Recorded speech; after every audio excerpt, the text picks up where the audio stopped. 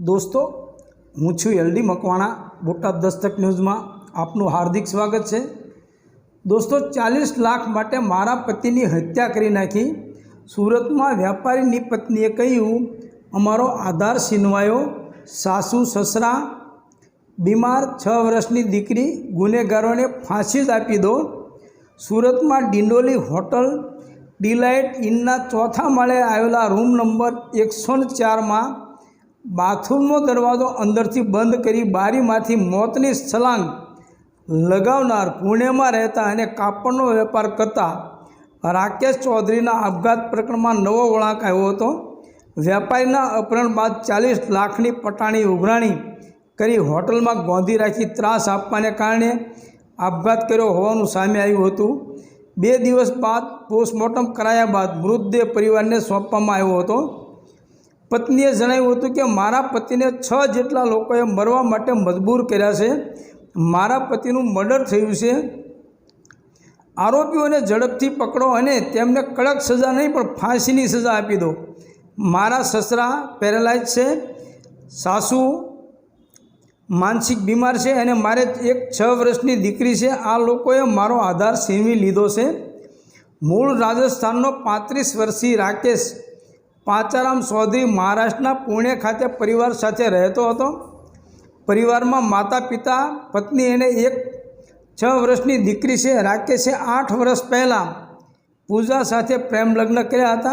राकेश पद्मावती कलेक्शनना नामथी कापड़नी दुकान धरावतो हतो अने व्यापार करतो हतो। व्यापारी राकेशनो व्यापार धंधो कर्नाटक सूरत तमिलनाडु सहितनी जग्याओं पर होवाथी ते आवतो जतो रहतो हतो। 6 ऑगस्टना रोज महाराष्ट्रना पुणे में घरेथी निकळेला राकेशनुं रस्तामां अपहरण करी सूरत लई जवामां आव्यो हतो। 7 ऑगस्टथी राकेशने डिंडोली विस्तारमां मधुरम आर्केडना चौथा माळे आवेली होटल डिलाइट इनना रूम नंबर 104 में गोंधी राखवामां आव्यो हतो।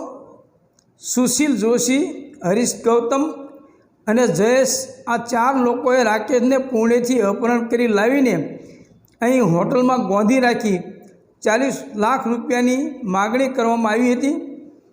आ रूपियानी मागणीथी कंटाळीने राकेशे 8 ऑगस्टना रोज सांजे 5 वाग्या आसपास होટલના રૂમના બાથરૂમની બારીમાંથી કૂદીને આપઘાત કરી લીધો હતો। આ સમગ્ર ઘટના સીસીટીવીમાં પણ કેદ થઈ ગઈ હતી। રાકેશની પત્ની પૂજાએ આ ચારે સામે નામજોગ અને અન્ય તપાસમાં જે નીકળે તેની સામે દુષ્પ્રેરણાનો ગુનો નોંધાયો છે। રાકેશની પત્ની પૂજાને રાકેશના મોતની જાણ થતાં બેભાન થઈને ઢળી પડી હતી। त्यारबाद परिवारना सभ्यों साथे पुणेथी सूरत आई थी। 2 दिवस बाद राकेशना मृतदेहनु पोस्टमोर्टम सूरत सिविल होस्पिटल में करवामां आव्युं हतुं। दरमियान सूरत सिविल होस्पिटल में पत्नीना हૈયાફાટ रुदनने कारणे करुण दृश्यो सर्जाया हता। पत्नी रड़ती आँखे न्यायनी माग करी रही थी। पूजाए जणाव्युं हतुं के मारा पतिनुं मर्डर थयुं छे। 6 ऑगस्टे पुणेथी मधुराई जवा माटे निकळ्या हता। त्यारबाद कॉल आव्यो हतो के 5-6 लोको तेने जबरदस्ती उठावीने लई जया छे। त्यारबाद 40 लाख रूपियानी मागणी करवामां आवे छे। पछी छेल्लो कॉल आवे छे के हूँ डिंडोली पोलीस स्टेशननी बहारथी वात करूँ छूं। 40 लाख रूपिया क्यांथी लावी शकता होय तो लावो, नहीं तो आ लोको मने मारी नाखशे।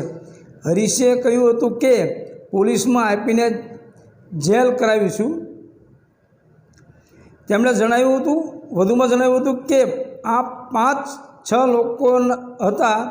એ લોકો કહેતા હતા કે બહેન 40 લાખ રૂપિયા આપી શકતી હોય તો આ પૈસાનું કામ પૈસા જ કરે છે।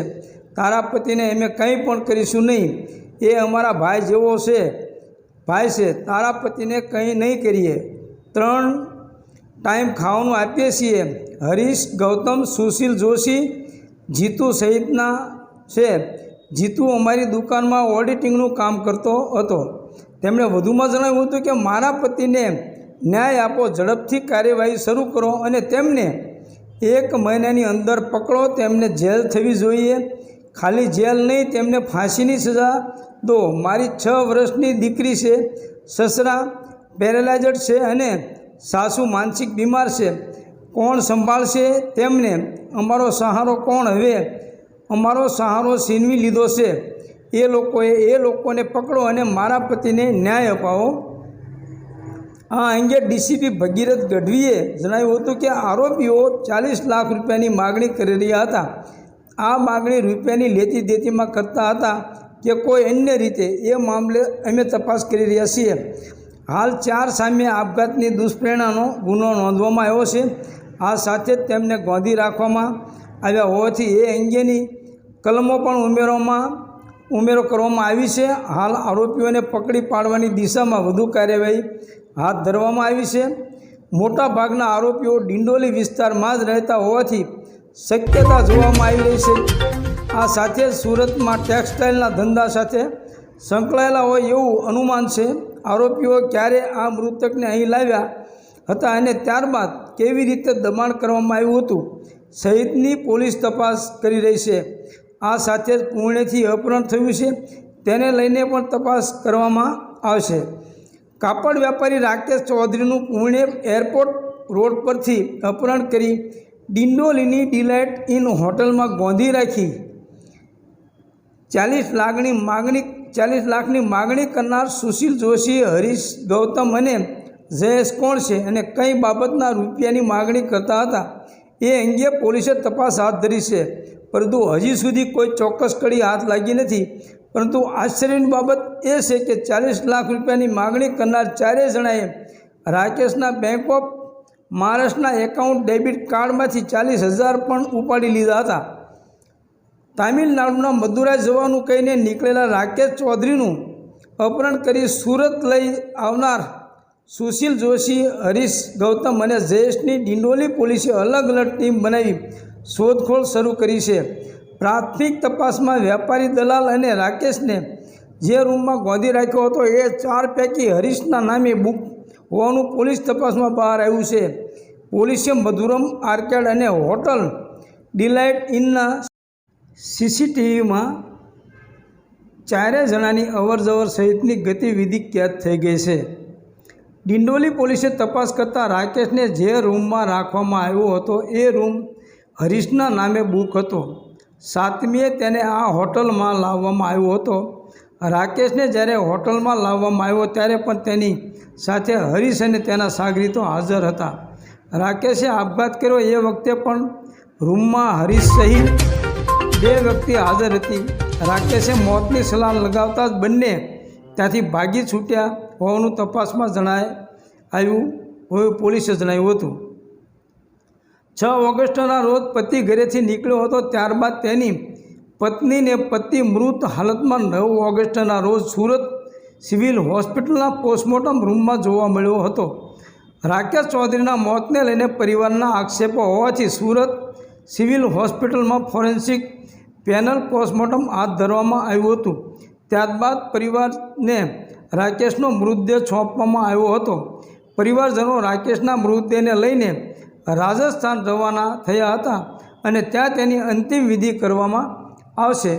Botad Dastak news, LD Makwana, Botad.